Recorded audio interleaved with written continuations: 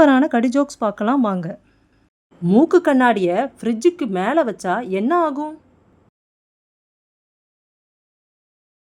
Cooling glass ஆயிடுமா அதான்.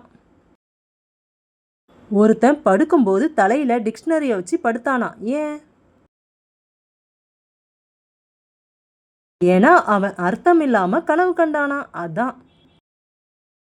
ஒருத்தன் வேலை பார்த்துக்கிட்டே இருந்தானாம். அவனுக்கு செம பசியாம். அவன்கிட்ட இருந்த மொபைலை சாப்பிட்டுட்டானா, ஏன்? அவன்கிட்ட இருந்தது ஆப்பிள் மொபைலாம்.